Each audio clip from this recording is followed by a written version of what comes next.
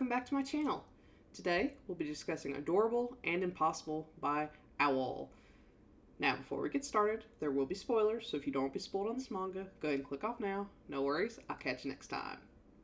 Now, for those of you left behind, let's go over some content warnings.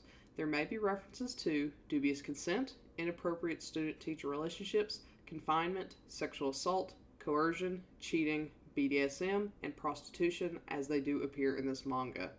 Now, if you're all good with that, let's go ahead and get started. As always, let's start with a quick synopsis. Tatsuya has decided to take a part-time gig teaching graphic design at an art college.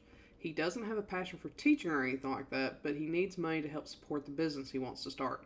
So he accepts the dreaded task of educating the youth. One such youth he finds himself teaching is a particularly bubbly young adult named Tsumugi. Tsumugi wants to be a fashion designer, but he's often late to class, is quick to play around, and often comes in hungover or buzzed, which doesn't convince Tatsuya that Tsumugi is all that serious about his goals. That is, until one day, after a class training students on a program that allows people to design things, Tsumugi ends up begging Tatsuya for personal training after hours. While Tatsuya isn't fond of working for free, he can't help being moved by the serious Tsumugi he's never seen before, so they stay after and train on the program together. Once again, Tatsuya is surprised by how serious and diligent Tsumugi is about this. He's really drawn to his student for the first time. Until Tsumugi decides to reward him with a sexual favor. Tatsuya, though he is swept up in the heat of the moment, knows just as well as anybody that this can't happen again. But after the first time, Tsumugi seems to be obsessed with getting him back in bed by any means necessary. Now, I've read a bunch of stuff by Owal at this point, though this is the first review I've done for them, and I have to admit I love their work so much.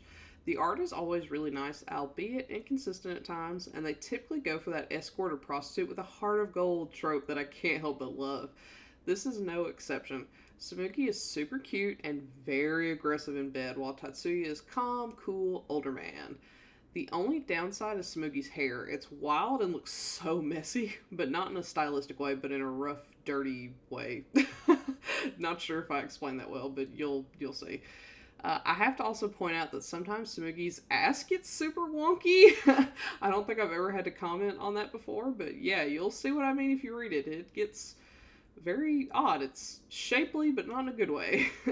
Also, the character types are some of my favorites, though I admit some people will probably find them obnoxious, particularly Tsumugi.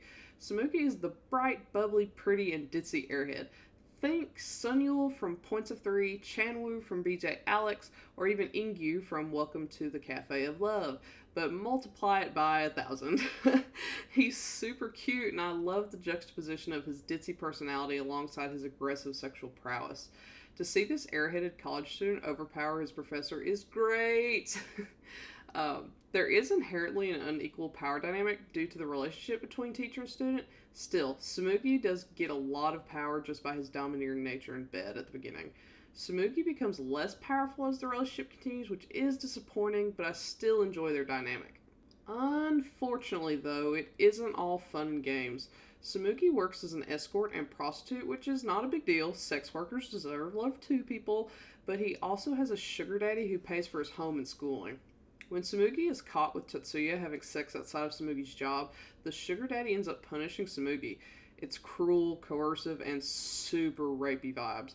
It's a bit unexpected, so I wanted to make sure this was talked about, as I know some people might be shocked by it in the middle of the manga.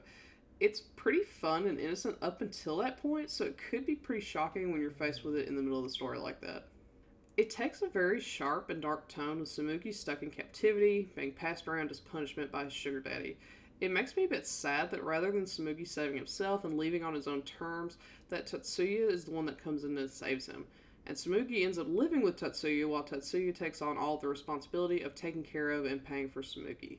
One thing I did like about this arrangement, though, is how rather than being asked to do something in return, Tsumugi just jumps into helping around the house, finds a new job, and they make it a point to say the money Tsumugi is using is being borrowed. He is expected to pay it back, which makes Tatsuya want to avoid having sex with Tsumugi because he doesn't want to become another sugar daddy.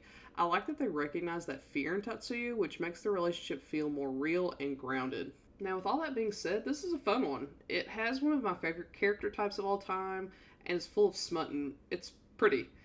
But if you expect a deep and well thought out storyline, this probably isn't going to be the one for you. Sex is definitely the focus for this one, but I'm not one to complain about that. Just be warned though, it's not all sexy time and consent. It goes down a dark alley for a while, but it's not long before we're back to the fluffy lust. So, have you read Adorable and Impossible? If so, what do you think? Do you agree with my assessment? Do you not? Let me know and comment below. Otherwise, I'll catch you next time. Bye!